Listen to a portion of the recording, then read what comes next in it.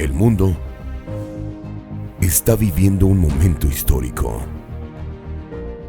Miles de familias se cuidan desde casa y ustedes luchan fuera de las suyas, sabiendo que la responsabilidad de nutrir al mundo con proteína animal de la más alta calidad no se detiene.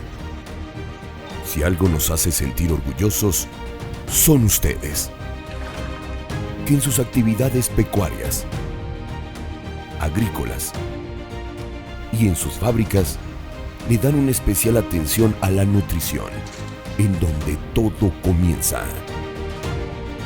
Somos una industria valiente, que sabe que no se puede parar.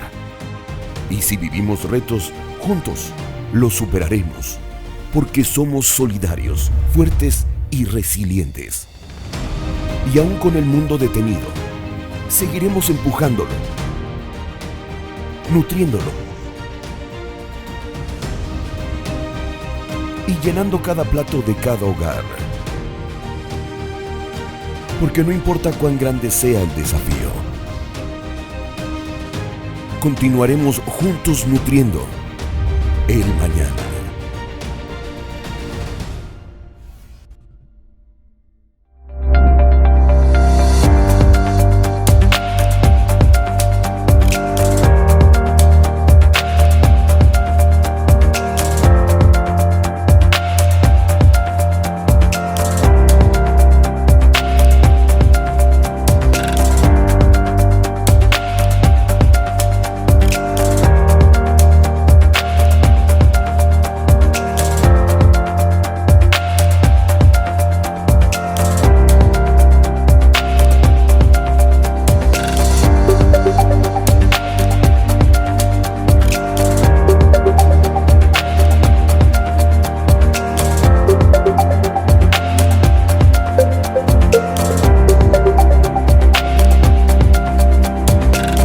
Muy buenas tardes a todos.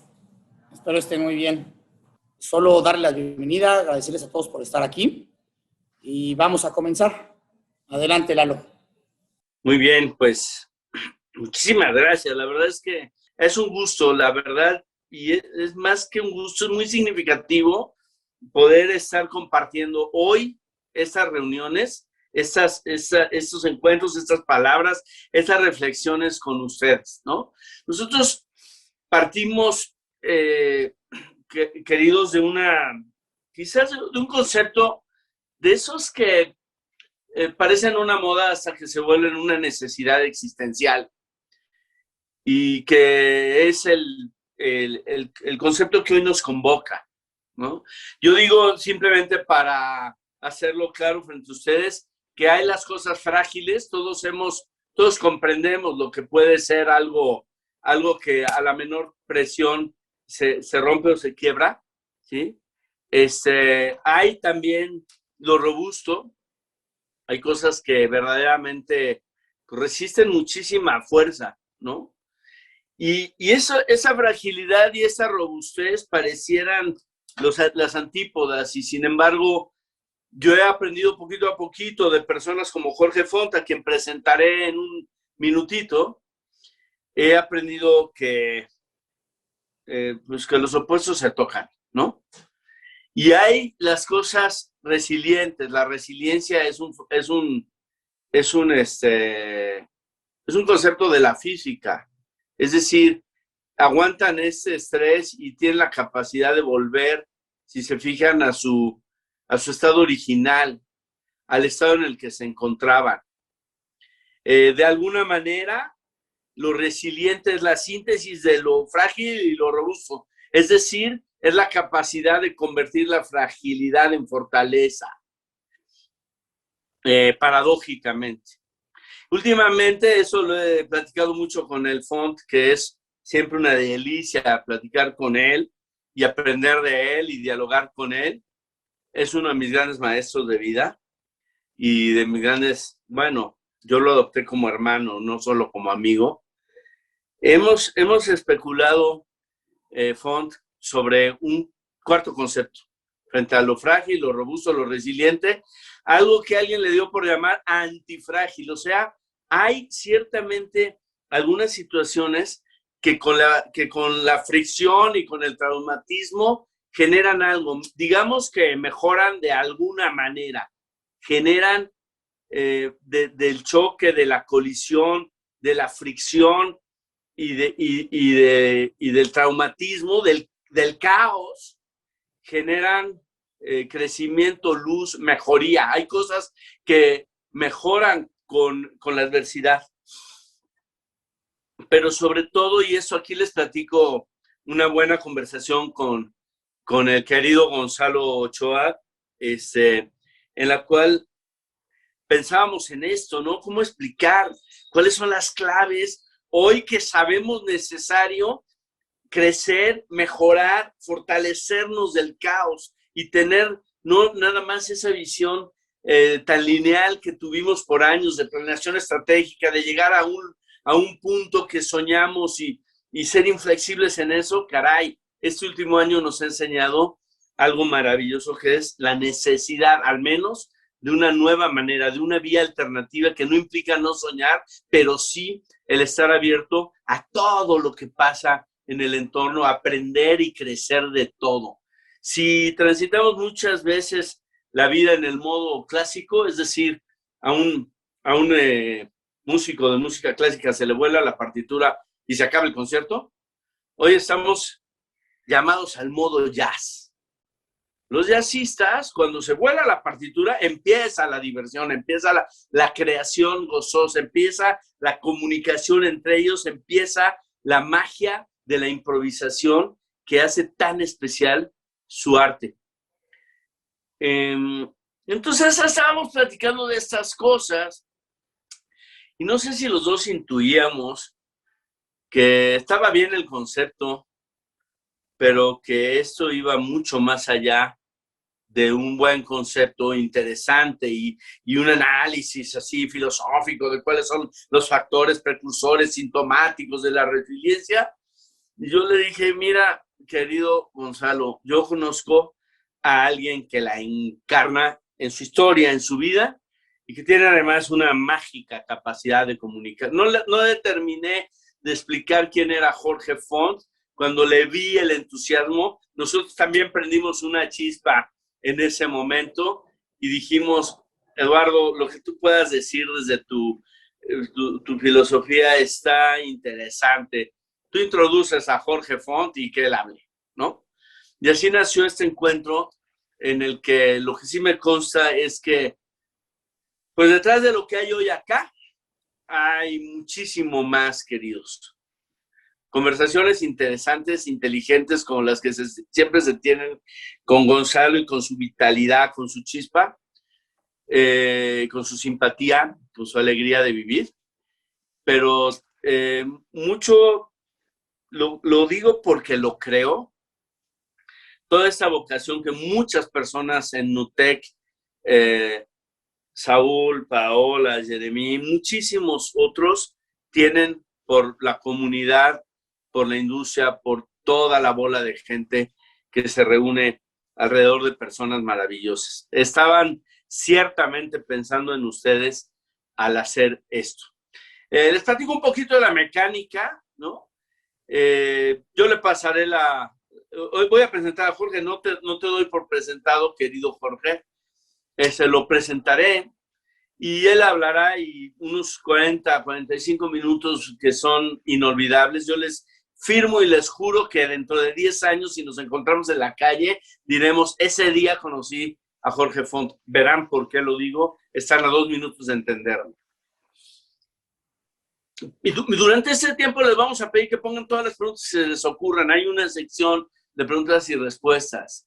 Yo estaré leyendo y viendo esto y al final seré el honroso, o sea, tendré el honor de presentarle las preguntas a Jorge, de dialogar sobre ellas, para sentir que esto pues va en vivo, ¿no? Y es de lo que va la cosa. Yo presento a Jorge desde un contraste que para mí y para él fue muy significativo hace unos buenos años, cuando salió la película Mar Adentro, alguno la habrá visto, una película que causó muchísimo revuelo en España, la historia de Ramón Sampedro, actuada maravillosamente por Bardem, una película extraordinaria de un amigo que había quedado cuadrapléjico muy jovencito, que 20, 25 años después decide que no quiere vivir y se quiere quitar la vida, pero no se puede quitar la vida o no dignamente porque pues, es cuadrapléjico y tiene que encontrar a alguien que lo asista, si se vale la expresión. Y eso ya técnicamente, si hay algún abogado aquí entenderá que eso ya no se llama suicidio, sino homicidio, y entonces presenta un dilema jurídico que cimbró a España entera. El dilema jurídico, amigos, no es nada junto al dilema ético, emocional, existencial, en el que nos mete una película tan bien hecha que mientras se desgranan en la pantalla argumentos, los que tiene Ramón Sampedro para no vivir, en nuestro corazón necesaria y paradójicamente despiertan las razones que tenemos para vivir. Está también hecha que es tonto a una vivencia tan honda, tan convincente, tan profunda, quererla rebatir con rollito, con moralina y con buenos consejos de superación personal. Lo único honesto que se puede hacer es contrastar una historia con una historia, confiando en el talento, en el corazón, en los valores, en la capacidad metabólica de cualquiera. Es lo que vamos a hacer hoy. Jorge tiene, yo me atrevo a decir, pues una vida, te ahorro dos cosas, mi querido Jorge, pues una vida bellísima, ¿no? Que ciertamente está marcada por un accidente parecido al de Ramón Sampedro. Parecido en edad, en nivel de lesión, no sé detalles, pero sobre todo yo les diría que mientras la frase más suicida de la película Mar Adentro es cuando le preguntan a Ramón Sampedro por qué no usa una silla de ruedas, porque resulta que el amigo obviamente no hace las cosas que no puede hacer, pero tampoco hace otras cosas que sí pudiera hacer. Y cuando le preguntan eso, él contesta y sintetiza toda su filosofía en una frase: sería como aceptar las migajas de la existencia. Es decir, para él la vida es un derecho y si no le es satisfactoriamente cubierto en todos sus detalles, él no acepta los que sí la vida le da.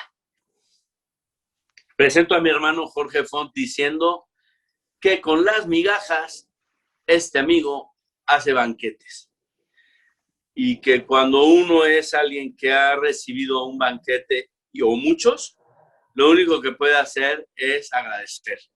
La vida se entiende así, o como un derecho habiente existencial que pasa reclamándoles a todos lo que no han hecho, o como un agradecido existencial que transcurre la vida diciendo en acto, en gerundio, como dice el Font, un gracias. Y así lo presento y así me pregunto y me vuelvo a hacer la pregunta: ¿cómo transito mi día? ¿Cómo entro a mi trabajo? ¿Cómo llego a mi casa? Hay ciertamente quien llega a su casa diciendo, no me merecen, ¿no? Hay quien llega a su casa diciendo, gracias, me honra que alguien como tú haya pensado algún día que lo mejor que podía hacer con su vida fuera compartirla conmigo. Gracias, y haré todo lo que esté de mi lado para manifestarte en gerundio mi agradecimiento. Ese es Jorge Font, un agradecido existencial, uno de los personajes favoritos de mi galería de hombres y mujeres agradecidos. Y yo soy positivamente seguro de que si no entendemos conceptualmente y podemos definir la resiliencia para el diccionario de la RAE, hoy tendremos algo mucho más importante. Un hombre resiliente, antifrágil, crecido en la adversidad, que tiene la generosidad de abrirnos las páginas del libro de su vida y de compartirnos una experiencia verdaderamente inolvidable. Entonces, celebro este encuentro, celebro la circunstancia en la que se da y presento con mucho orgullo a mi hermano Jorge Font. Muchas gracias, Eduardo. Gracias, Gonzalo. Y gracias por esta oportunidad de compartir hoy con ustedes. Yo el día de hoy, en este ratito que me toca, la máxima ilusión que tengo es dos cosas yo quisiera. Primero, agradecer. Agradecer por esta presencia tuya en línea, por estar conectado o conectada hoy y por hombre, por no dar por hecho, porque podrías estar en muchas otras cosas y pues estás aquí soplándote el rollo de Jorge. Entonces, muchas gracias por eso. Y la segunda cosa que yo quisiera el día de hoy, de verdad, es ser útil. Yo quisiera hoy servirte para algo y en esa parte yo quisiera hoy pedirte la oportunidad como de invitarte a mi casa interior. Vamos a hacer un viaje que está inspirado en esta idea de la casita de la resiliencia, de un experto en resiliencia que se llama Stefan Van Stendal, que propone la casita de la resiliencia. Yo quisiera usar su modelo hoy, nada más para tener un orden y poder invitarte a visitar mi casa interior. Y en ese sentido, pues estas son las partes de la casa que visitaremos y que te invito el día de hoy, empezando desde el suelo, luego los cimientos, la sala, la cocina, nuestra oficina interior, el cuarto del sentido del humor, nuestra recámara, que sería la parte como más de nuestra conciencia, y el garage de nuestra casa. Y en ese sentido te propongo, si me lo permites, yo te platicaré un poco de mi casa, pero lo que importa es que tú vayas revisando la tuya. Yo me ofrezco de guía de turistas en mi casa y me ofrezco de caso de estudio, pero la que importa es la tuya y por ahí si te sirven en cada uno de los cuartos o de las recámaras, te regalo un par de herramientas que por lo menos en mi experiencia han servido para que tengamos una parte como de experiencia y alguna herramienta que te puedas llevar de la conversación del día de hoy. Empecemos por lo básico, el suelo, las necesidades físicas fundamentales. Es esta parte como muy básica yo me imagino como el viaje, cuando te ibas de viaje a cualquier lado, que lo primero que te decían tus papás es que si ya habías ido al baño a hacer pipí o que si habías comido algo para que no te pararas en el viaje, pues así empieza este viaje, por lo más básico que es estas necesidades físicas fundamentales. Yo si tuviera que hablarte de mí, como no me ves más que en esta pequeña pantalla de Zoom, pues te diría que si me vieras de cuerpo entero, pues mi vida marcha sobre ruedas, es decir, tengo una discapacidad, una lesión medular producto de un accidente que me provocó una parálisis. Entonces, pues nada, como que el tema acá de las necesidades físicas es revisar qué tanto las atendemos, qué tanto hacemos un alto para revisar si hemos comido, si mi cuerpo, como no funciona del todo, digamos, del todo bien, es como medio caprichoso, pues vaya, yo tengo que estar muy atento a cómo las voy cuidando. Para darte una idea de algo muy concreto, que a lo mejor sirva de provocación, ahí te presento esta foto, ahí estamos en un torneo de Pablo Mijo, ahí estamos como a 42 grados, y yo parece como empapado en sudor. La verdad es que una de las cosas que te quisiera comentar, nada más para que me entiendas esta parte cuando digo que mi cuerpo es caprichoso, es desde que me accidenté no sudo una gota. Entonces cuando sube el calor, a mí me sube el calor pues, como iguana, no regulo, no sudo nada, me arden los ojos, se me tapa la nariz, tengo un mareo espantoso. Claro, me echo agua encima, así, o con una pistolita de agua, así me eché la carrera de administración. Me acuerdo la clase de las 4 de la tarde con mi pistolita esta de agua para echarme agua en la clase. Entonces, lo que te quiero decir es, así es esta parte de esta, digamos, revisar cómo está nuestro terreno, cómo está esta parte de mi cuerpo que me pide a veces cosas y a veces, en mi caso personal, yo lo tengo que escuchar. Muchas veces me he dado cuenta que no lo escuchamos y que a veces si no construimos bien y no cuidamos esa parte, pues nuestro edificio de nuestra vida, pues está construido sobre arenas movedizas y se vuelve complicado. Por eso me gusta no solo el plato del bien comer, o sea, sino este plato de la mente sana también. Estamos hablando de qué tan equilibrada está mi vida.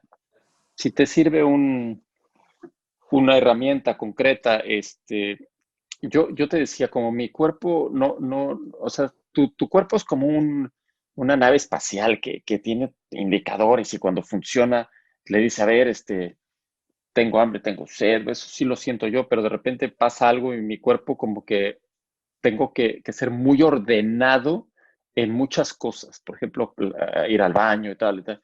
Y entonces la agenda de mi vida pues se vuelve muy rigurosa y eso me obliga a ser muy ordenado.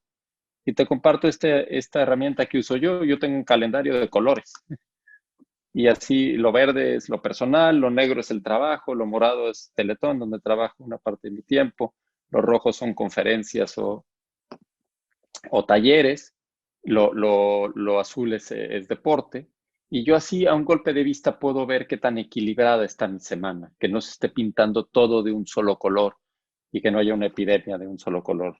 Entonces, esta primera parte suena muy básica, pero creo que la parte más importante es el, el equilibrio y el buscar que tengamos una buena base en nuestro terreno, en nuestra vida, para la resiliencia, sobre todo. Segunda parte, los cimientos. Sobre cualquier terreno, yo creo que se puede construir una casa siempre y cuando tengamos buenos cimientos. Y estos cimientos son esta pregunta por quién o qué es la base de la construcción de mi vida. ¿Quién me da un lugar en mi vida donde me siento aceptado o aceptada eh, sin juicio y puedo ser simplemente Jorge, así como tal? Cuando yo me accidenté, creo que esto es lo que pasa con los cimientos. A veces cuando la vida te da un trancazo, es cuando se ponen a prueba los cimientos y te salta a borbotones la pregunta de quién me da un lugar en la vida, para quién soy realmente importante, quién me acepta en lo sustantivo por arriba de cualquier adjetivo que la vida me pueda poner. Esos son los cimientos. Es esta pregunta de en qué o en quiénes apoyo y construyo mi existencia. Si te sirve, no sé si has hecho el ejercicio de escribir y agradecer a esas personas gracias a las cuales hoy eres quien eres. A mí me encantó, la verdad, y me conmovió muchísimo escuchar a Gonzalo hablar hoy de una persona que parece que en algún aspecto profesional fue un cimiento importante en su vida. Y decir gracias y agradecer por la vida de alguien. Creo que es de las cosas que ayudan a sentir que cuando el mundo se tambalea, hay de dónde apoyarse. Y no sé si a ustedes les ha pasado, pero creo que es como esa búsqueda de buscar qué es constante cuando todo parece ser variable. Y yo creo que esos son los cimientos que en mi caso, sin duda alguna, en su momento cuando me accidenté a los 18, 19 años, se llamaban papá, mamá, hermano, tíos, primos. Y yo creo que de eso van los cimientos que dan fortaleza. Ahora, basta del subsuelo. Entremos a la casa. Ahí nada más, si te sirve, nada más a nivel como de pregunta antes de entrar. Es divertido preguntarte, ¿cómo es la puerta de tu casa? Tu casa interior. ¿Es una puerta tipo cantina donde todo el mundo entra y sale y ni te enteras? ¿Es una tipo puerta rotatoria donde entran y entran y salen muchas gentes, pero a nivel superficial y como que no hay mayor profundidad? ¿O es tipo bóveda bancaria, ¿no? Donde solo entran algunos y hay que pasar una aduana? ¿O tienes un cadenero tipo ahí de los 80 que evalúa quién puede entrar? Y uno siente que de repente así es la puerta de tu casa. Una pregunta interesante, fíjate, es Si en la puerta de tu casa interior entran solo los aspectos luminosos o también entran esas emociones a veces incómodas. En mi caso personal, yo te diría que la parte divertida de la vida se vuelve cuando de repente en la mitad de la sala de tu casa se aparece una colada. En mi caso, la discapacidad. Ahí, ¡pum!, apareció sin invitación, en la mitad, incomodando, maleducada como es. Y entonces uno lo que hace es tratar de como un anfitrión incómodo, como que se le metió ahí un pariente incómodo, intentar ocultarla. Y la verdad es que me di cuenta que lo mejor que puede hacer alguien es dejar de intentar aparentar, declararse incompetente y pedir ayuda.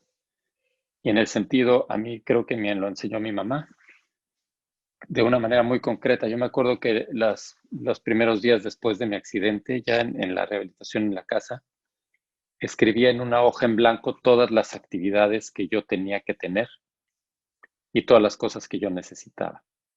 Y junto a cada actividad y a cada cosa ponía un recuadro en blanco para que mis amigos se apuntaran en esos recuadros en blanco y me regalaran 1 hora o 2 horas o 3 horas o las que yo necesitara. Nunca se quedó un recuadro en blanco. Y eso confronta. Y eso lo que me hace a mí aprender es que una de las actividades más importantes de la vida que se hacen en la sala de nuestra casa interior es esta actividad que te la voy a decir y suena estúpidamente aburrida y como del siglo antepasado, que es tejer. Pero yo creo que esos son los tejidos que te salvan la vida. Una puntada de derecha de con quién cuento y una puntada de revés de quién cuenta conmigo.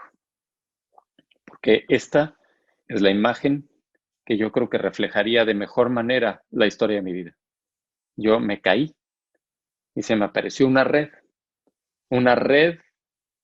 que parecía invisible pero muy tangible, una red que me atrapó y me dijo hasta aquí y no te vamos a dejar irte al fondo del abismo.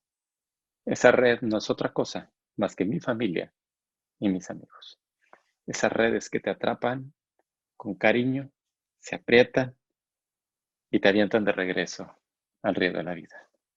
Yo por eso creo, y tiene razón Eduardo cuando hablaba de que la mayor fortaleza, por lo menos para mí, es la fragilidad y la vulnerabilidad para poder declararte incompetente sabiendo que cuentas con una red. Por eso la resiliencia no es un tema exclusivamente individual. Es un tema, desde mi experiencia, profundamente interpersonal. Porque cuando la vida pregunta fuerte, no se puede contestar en la primera persona del singular. Se contesta en el plural, nosotros. Porque de güey te avientas en una red así. Aquí la cosa es tejer estas redes. Ahora, si te sirve una herramienta para que veas cómo está tu red, te propongo esta. Haz la alineación de tu vida. ¿Quién en tu vida es el portero o portera? ¿Quién te cuida las espaldas? ¿Quién te ayuda a que no te metan goles? ¿Quién en tu vida está en la defensa? ¿Quién se pone en la barrera para amortiguar los trayazos que te avienta la existencia? ¿Quién en tu vida está en la media cancha? ¿Quién te abre oportunidades? ¿Quién te manda pases para no ser el protagonista y que seas tú quien metas goles? ¿Quién está en la delantera contigo metiendo goles? ¿Y tú dónde estás? ¿Estás de director o directora técnica fuera de la cancha solo dando instrucciones o estás en la cancha de la vida jugando? ¿Quién en tu vida te ayuda a terminar el partido sin deshidratarte?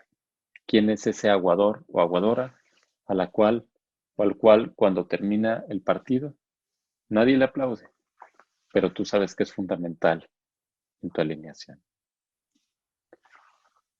La cocina es quizá la parte más desafiante del viaje del día de hoy.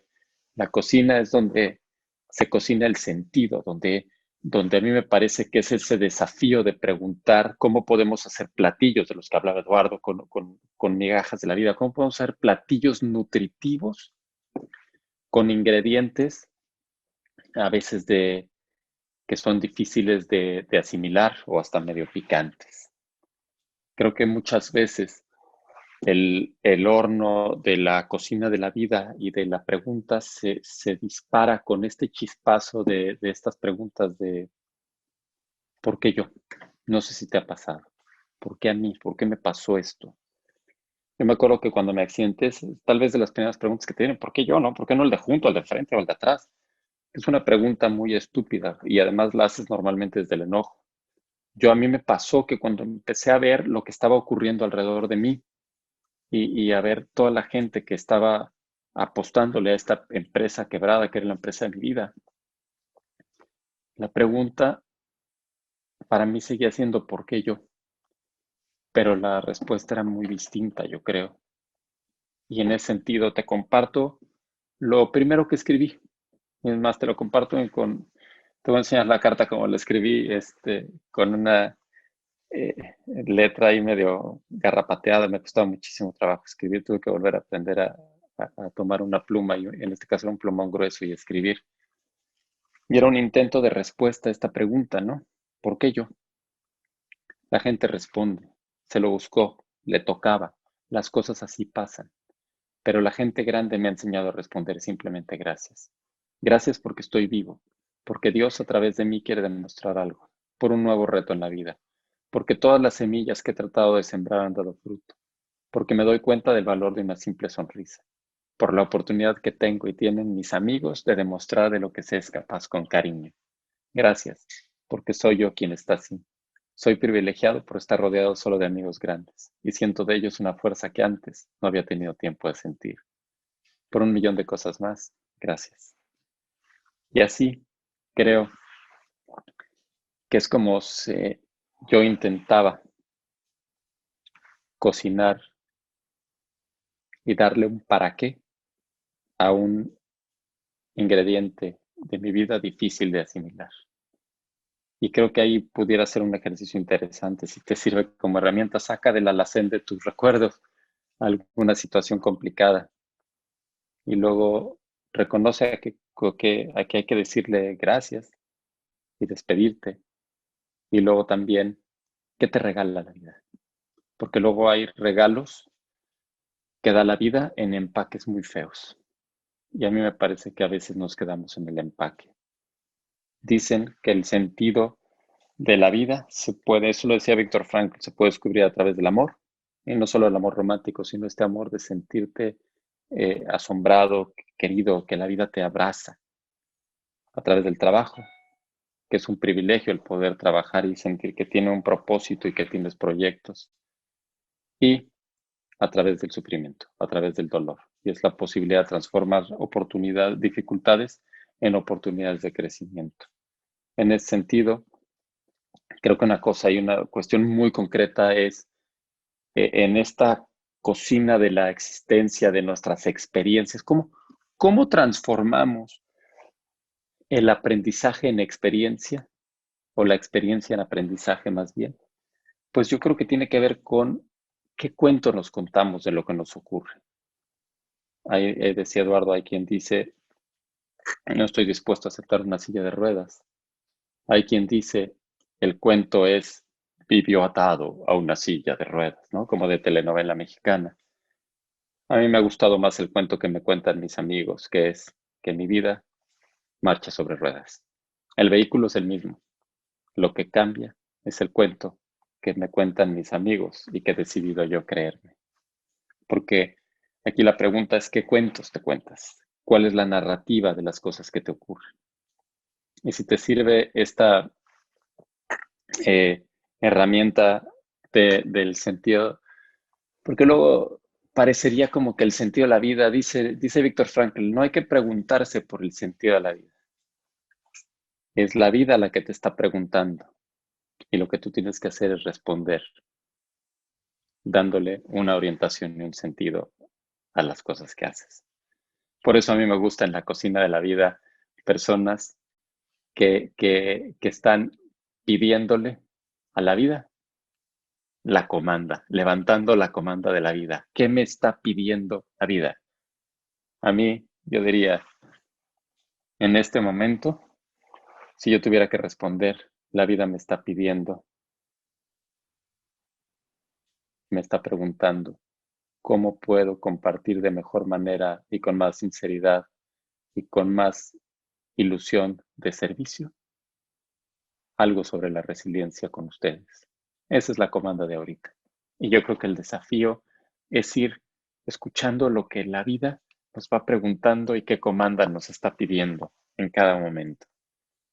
La oficina interior de nuestra vida es ese espacio en donde nos planteamos metas. En este tema de la resiliencia, vaya, yo sé que muchos de los que me escuchan el día de hoy, seguramente profesionalmente, tienen un montón de metas, son expertos en esto, ¿no? Ya están los KPIs y las medidas y los objetivos.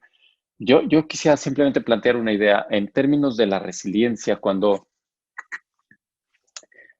la vida parece como un huracán y tu vida parece un velerito que el huracán se lo está llevando de aquí para allá y no sabes ni para dónde. Una meta parecería como ponerle un pequeño timón a ese velerito, donde te sigue llevando el viento, pero hay una pequeña parte donde tú vas pudiendo dirigir el rumbo. Y eso creo que es el poder de sentir que te sientas otra vez en el asiento del conductor de tu vida. Otra vez te lo platico desde una experiencia personal. Yo creo que la primera meta que yo recuerdo, ni siquiera me la planteé yo. Después de mi accidente, me acuerdo de haberme despertado con un cuello acá, con un tubo metido por la garganta. Ahora que se escucha este asunto de que la gente está intubada, a mí me entra una especie de flashback a esa sensación de estar con un tubo metido por la garganta. Y me acuerdo que desperté de la cirugía y apareció por ahí el neurocirujano que me operó, al que quiero mucho, que se llama Roberto de Leo. Y apareció, me acuerdo que traía un aparatito con un tubito y 3 pelotitas. Y me acuerdo que me dijo, flaco malviviente, así me decía, flaco malviviente. Si le soplas a estas 3 pelotitas y las pegas hasta arriba, te quito el maldito tubo.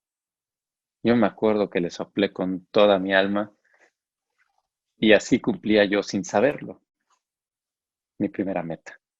Yo creo que además, en mi experiencia, cuando el horizonte es muy tipo huracán, es más importante tener metas, pero sobre todo metas de corto plazo. A mí me encanta la filosofía en ese sentido de Alcohólicos Anónimos. En dos aspectos para establecer metas en la turbulencia. Primero es esto que dicen, dame valor para cambiar las cosas que puedo cambiar, serenidad para aceptar las que no puedo cambiar y sabiduría para discernir la diferencia. Es decir, identificar lo que sí puedo cambiar y plantearme una meta ahí. Y dos, me encanta la filosofía de Alcohólicos Anónimos solo por hoy. Cuando el horizonte es muy incierto, es más útil tener metas de corto plazo que te ayudan a darle rumbo a tu velerito, al velerito de tu vida. El cuarto, nuestro recámara interior, esta parte como más aquí, en esta visita rápida a mi casa, te platicaría solamente quizá 1 o 2 aspectos de aquí. Este quizá es muy importante. ¿Qué me dice el espejo? En esta visión, como en mi cuarto interior, en mi conciencia, cuando estoy yo solo conmigo, veo al del espejo y qué me dice el espejo, pero sobre todo, fíjate, a mí la pregunta que más me gusta es, ¿y qué me digo yo? No sé si a ti te pasa, yo soy un terrible juez de mí mismo. Y sobre todo cuando me veo en el espejo en la noche y no estuve a la altura de algo de lo que yo quería de mí. De repente me he dado cuenta que tengo diálogos conmigo muy poco útiles. Eso no te ayuda en la resiliencia. A mí alguien me dijo, Jorge, cuando te pase eso, cuando te equivoques, piensa, ¿qué te diría? En mi caso, yo la verdad, y lo digo con toda franqueza y sinceridad y cariño, yo muchas veces pienso, ¿qué me diría Eduardo? Y trato de hablarme como si fuera mi mejor amigo. Y me he dado cuenta que a veces eso me ayuda mucho más que estarme castigando yo con mis estupideces. Por otro lado, te platico a nivel de experiencia también, porque esta parte de nuestro cuarto interior tiene que ver también con nuestras emociones, no solo con estas pláticas o diálogos con nosotros. Y en ese sentido, te lo platico más a nivel de experiencia y de ahí te digo cómo lo entiendo. Yo me acuerdo que hay quien, por ejemplo, entra a la universidad por vocación, ¿no? Hace rato hablaba Gonzalo, me encantó, es padrísimo escuchar a alguien cuando habla de su experiencia universitaria y de esta vocación, ¿no? Hay quien entró a la nutrición animal, hay quien por vocación. Yo te comentaría que yo entré a la carrera de administración de empresas, no por miedo, por terror. Yo entré por terror a volverme un bueno para nada y una carga para mi familia. Por eso estudié administración de empresas, por un extravío existencial. Y me di cuenta, yo aprendí mucho. Aprendí que el miedo puede ser muy poderoso. El miedo te puede paralizar, pero el miedo también te puede ayudar e invitar a levantar la mano y a pedir ayuda. Y cuando yo lo hice, me encontré una comunidad que no solo me dio mi título profesional, sino que me ayudó a reconstruirme y a darle el sentido a mi profesión. Las emociones, incluso el miedo, incluso esas emociones que se etiquetan negativas, son invitaciones a la acción. Hay que escuchar a qué nos invita el miedo. La tristeza, fíjate, la tristeza yo me di cuenta que te quita energía.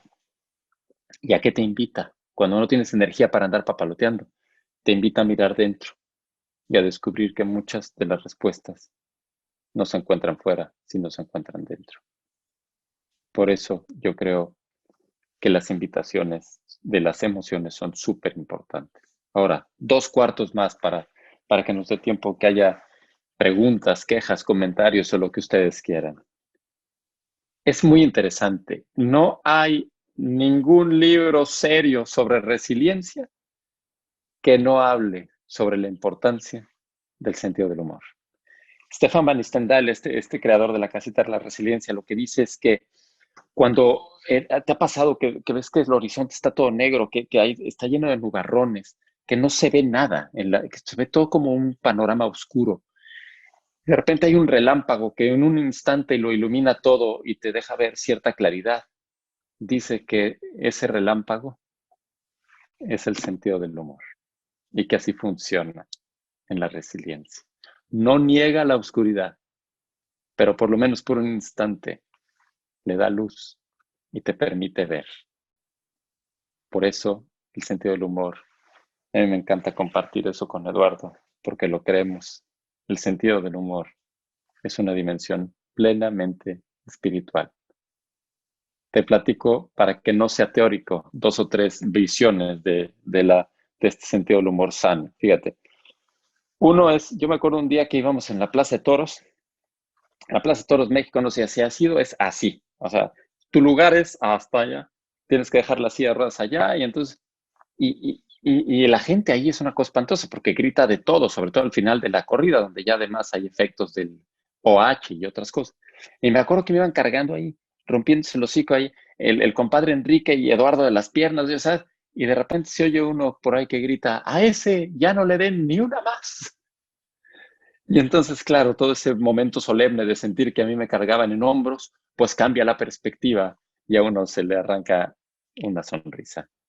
Te platico muy rápido una experiencia que tuve que creo que quiero ilustrarlo así para que no sea teórico el sentido del humor. Me invitaron a dar una plática en una fundación muy bonita en España que se llama Lo que de verdad importa. Y de regreso en el aeropuerto tuve un problema para abordar, antes de abordar, y tuve un problema de salud, una cosa con la sonda. Y no me pude subir al avión, yo no sabía si debía ir al hospital. No sé. El caso es que se resolvió, no perdimos el vuelo, tuvimos que comprarlo al día siguiente, regresamos al aeropuerto al día siguiente. Tú te imaginarás y entenderás perfecto el nivel de estrés que llevaba yo, de preocupación de que no vaya a pasar lo mismo. Y de repente te quiero enseñar un relámpago. Y me encontré a mi amigo Patrick. Patrick es un amigo que conocí hace muchos años, porque tuve la oportunidad de ir con esta fundación varios años a España y lo conocí. Es uno de los gentes que te ayuda con las maletas ahí para el mostrador. Y quiero que veas lo que para mí es un relámpago en un día de oscuridad. Ha sido un placer volver a encontrarme con mi querido amigo, le llevo ayudando un montón de años. Un abrazo para todo México. Listen, baby, and no mountain wide, and no valley low, there's no river why you're not, baby, just call my name, I'll be there when I hurry, you don't have to worry, so baby, let's... Para mi amigo. Hay gente que te carga las maletas de tu vida en momentos en que te están pesando mucho. Ese es el sentido del humor. Y yo simplemente, para terminar, el garage. El garage es qué tanto nos atrevemos a salir de nuestra cuadra, de nuestro código postal, de nuestra burbuja, para ir a conocer experiencias distintas, para que nuestra casita no sea yo mime conmigo. A mí me parece que este es otro de los cuartos muy importantes de la casa de la vida. ¿Cómo me acerco a quien piensa diferente a mí? Si yo te tuviera que plantear como experiencias personales, a lo mejor tal vez más allá de la discapacidad de alguna manera, y me entré yo un poco sin querer. A mí me parece que a mí me ha regalado la vida la oportunidad de ir, por ejemplo, a la cárcel, de visita, claro, y aprender sobre la reclusión y sobre mis propias reclusiones interiores, ir a las patronas. Ahí fuimos, me acuerdo también con Eduardo y Analú, a visitar a las patronas, estas señoras que le dan de comer a los migrantes, aprender sobre la migración. Yo creo que acercarme a la gente que puede ser distinta a mí me ayuda a vivir de una manera y tener una geografía interior más grande. Y en ese sentido, por eso simplemente les presento a mi amigo el Rafa Cauduro, que muchos de los cuadros que les enseñé el día de hoy de las imágenes son cuadros suyos. A mí el Rafa Cauduro me ha ayudado a darme cuenta que hay muchas perspectivas y muchas maneras de mirar la existencia. Yo espero, y aquí termino a ver si hay alguna pregunta, simplemente deseándote que algo del día de hoy te sirva para que despegues y vivas con tu casita interior más fortalecida, o con esta fortaleza de la fragilidad de saber que afortunadamente hay otras casitas alrededor de ti que fortalecen la tuya. Pues muchas gracias, y a ver si hay alguna pregunta puestísima. Maravilloso, maravilloso, maravilloso, querido Jorge. Sí, surgen unas buenas preguntas, más las que ahora nos quieran teclear, y creo que tenemos 10 minutitos así rápidos. Yo te las planteo. He estado recuperando algunas que han surgido. Tú no las contestas y vamos viendo las nuevas que se acumulen. Hay, como les decía, una sección que se llama precisamente preguntas y respuestas. Allí estamos bien atentos. Preguntas bien concretitas, querido Jorge. Por ejemplo, si tienes una opinión, conoces la técnica de Joe Dispenza. No lo ubico. Ok, bueno, pues ahí queda. Prometo investigar. Pero Alejandro Araiza, que pregunta eso, también pregunta, gracias Alex, evidentemente dice, no vi lo de misión de vida en el plato, pero la tienes a nivel consciente. Yo creo que después hablaste profusamente de lo que significa, de la relevancia que tiene tener un para qué en la vida, de la misión, del propósito existencial. ¿Quisieras agregar algo, Jorge? Mira, Alejandro, si te sirve un poco como referente, a mí me gusta de repente los modelos, a mí me sirven los modelos de repente para revisar qué tan equilibrado está mi vida. Hay un modelo que se llama PERMA, que es un acrónimo, que es de esta idea para florecer en la vida, que es positive emotions, emociones positivas, engagement, que es compromiso con algo, R, que es de relaciones, o sea, que esta parte que hablamos de las redes, meaning, que es la parte de sentido, y achievement, que es lograr algo en la vida. Entonces me parece que de repente estos acrónimos, estas ideas, por lo menos a mí me ayudan, igual que el plato de la mente sana, que son como estas cosas que te ayudan a darle de repente una revisada a tu vida, a ver qué tan equilibrada está y qué tanto no te estás desbalanceando para un lado. Gracias. Mario Mendoza, gracias. Él simplemente regala un comentario que quiero decir en voz alta porque me conmueve y dice que este ejemplo de resiliencia que nos muestras hace pensar que mucho de la dificultad que tenemos para recuperarnos de una situación adversa en la vida está en la perspectiva que tenemos de nosotros mismos. Este reasignar al que te referías, ¿no, Jorge? Sí, yo creo que fíjate que tienes mucha razón en la parte como de, creo que incluso si yo te lo tuviera que contestar con toda sinceridad, a veces esa perspectiva que tienes de ti mismo, muchas veces, por lo menos en mi experiencia, te lo digo con toda sinceridad, cuando estás medio golpeado, medio confundido o muy confundido, y a veces esa perspectiva de ti mismo, yo la encontré en la mirada de mis amigos. Y yo solo nunca la hubiera descubierto. Porque yo creo que la mirada de un amigo es rara. Porque es como un espejo, ¿sabes? Y es un espejo en donde no solo te reflejas como eres o como estás. Yo estaba bien fregado. Sino que te reflejas en cómo puedes llegar a ser. Y yo descubrí en la mirada de mis amigos a un Jorge que yo solo nunca hubiera descubierto. Por eso dicen, fíjate, que el amor no es ciego. El amor es el visionario más grande que existe. Porque el amor te ayuda a mirar y a descubrir en los demás el potencial de lo que pueden llegar a ser. Y yo en ese sentido te diría que para mí la fortaleza más grande de resiliencia, y te planteo una idea a ver si te sirve a ti y a los demás. Quítale el nombre a resiliencia y ponle florecimiento humano. Y las herramientas son las mismas. No solo para enfrentar la adversidad, sino para vivir vidas más anchas. De lo que va la vida es de vivir en el misterio del amor, descubierto en la mirada de quien te quiere.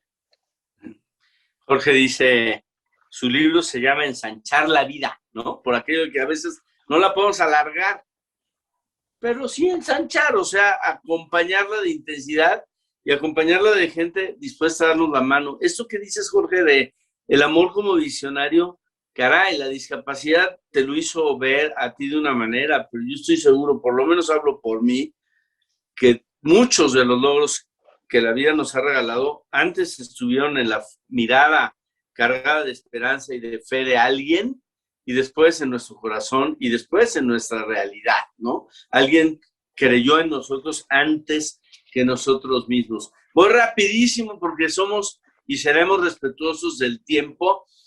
Alguien nos pregunta si es, como qué intervalo es sano para la introspección, cada cuánto es buena. Si es que se vale la pregunta, Jorge.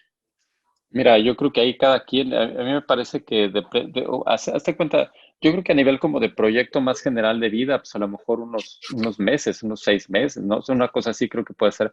Yo por otro lado te diría que como soy medio obsesivito para las cosas que me son relevantes y como soy muy distraído, yo tengo una app en mi teléfono y que suena a las 9 de la noche con 5 o 6 preguntas. Yo decido cuántas. Y me pregunto todos los días, por ejemplo, hoy hice mi mejor esfuerzo para hacer o decirle algo positivo a Pablo, mi hijo.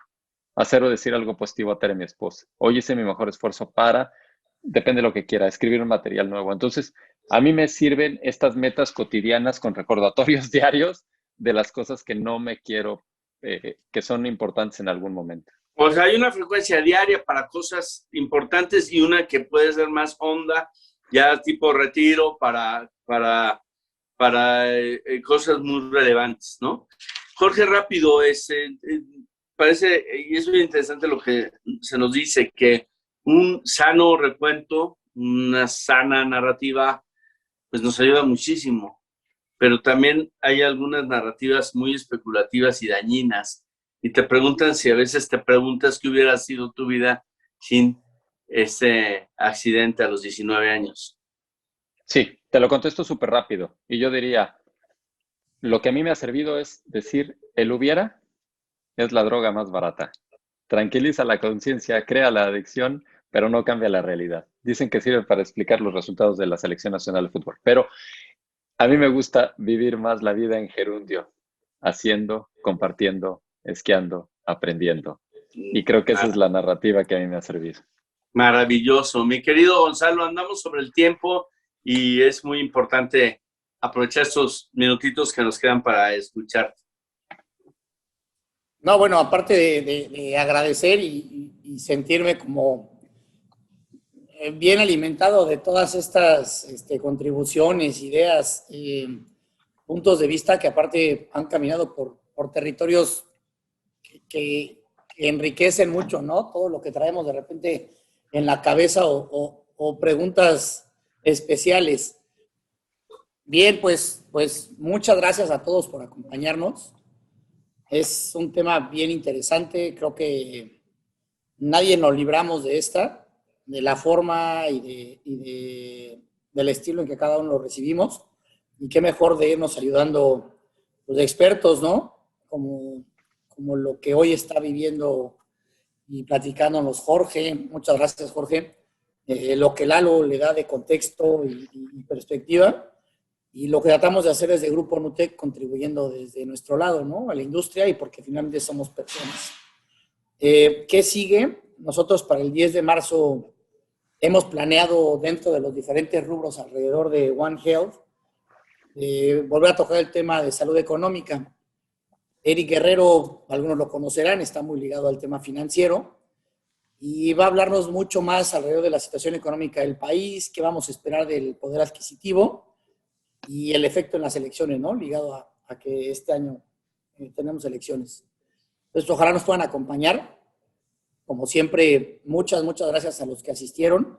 Muchas gracias a los que nos ayudan con la organización de este evento, todo el equipo de marketing de la empresa, Paola, Anaís, Alice, y a todo el equipo. Lo mismo Lalo, Jorge, por todo su conocimiento. Y nos vamos a seguir viendo.